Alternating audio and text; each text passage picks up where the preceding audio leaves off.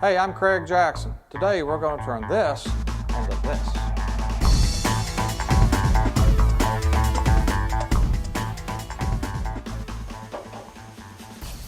Sometimes blanks are waxed to hold in moisture. We're going to scrape that off before we get started. We'll first mark out our center so we can align our faceplate. We're using good heavy screws to make sure our faceplate is very secure.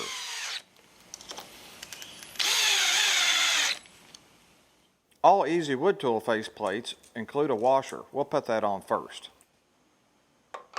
Now we'll install our faceplate all the way until it's flush.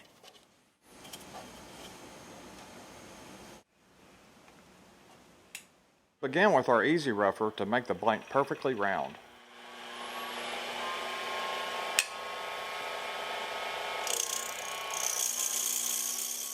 When roughing, just travel the tool slowly and let it do its work.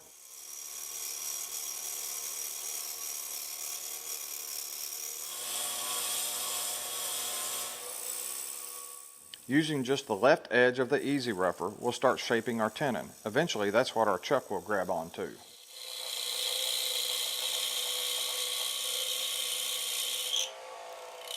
Once we get too far over our tool rest, we'll move the tool rest around to the front and simply plunge the rougher into the work.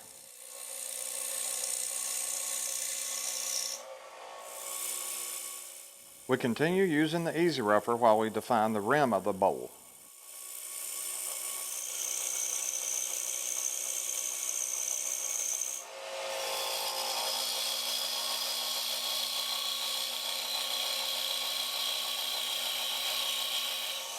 Once we have the basic shape roughed out, we'll switch to our Easy Finisher and use the round cutter to create the outside curve of our bowl.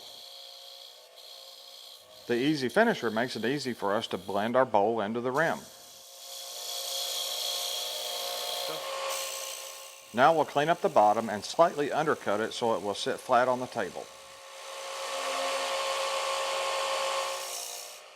Rounding over the rim is easy with the round cutter on the Easy Finisher.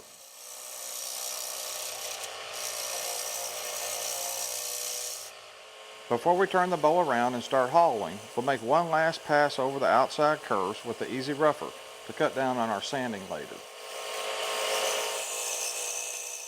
Finally, we add a little shoulder cut to make it a bit more interesting.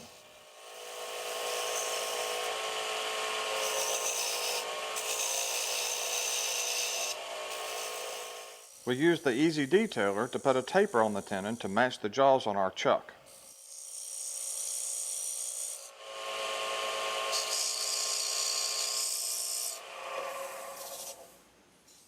After the final inspection, we'll take it off the lathe to remove the faceplate. As you can see here, the holes left by the screws will be removed as we hollow out the bowl.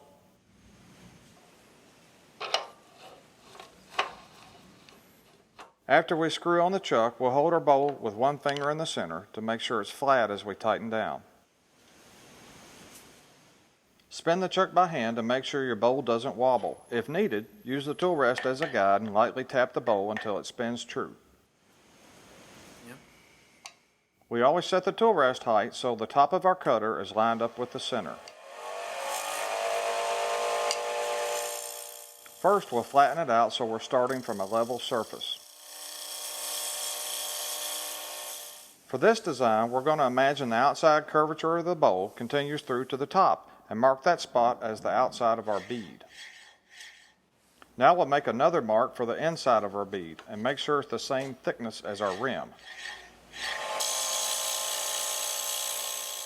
We'll clear away some material to help define our bead.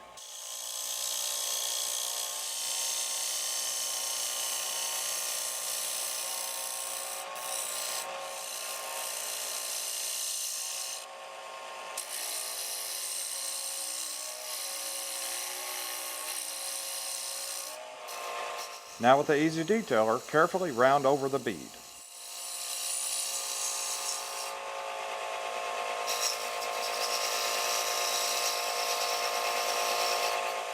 Now it's time to get hollowing.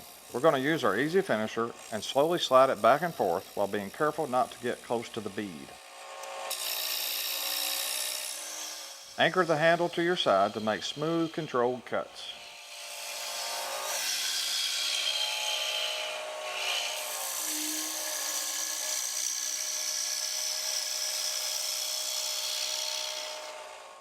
I like to make the inside match the outside so we have a uniform wall thickness all the way from the rim down to the bottom.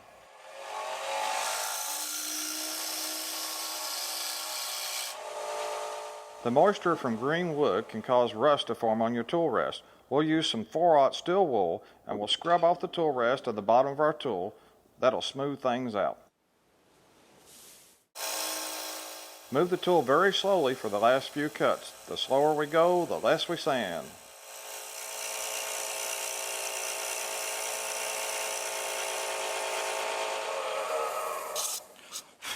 Once the thickness is uniform, we're done. I love turning beaded rim platters with my easy wood tools. I make the big ones, I make the small ones, and they're all fun. I think it's time for you to go make your own.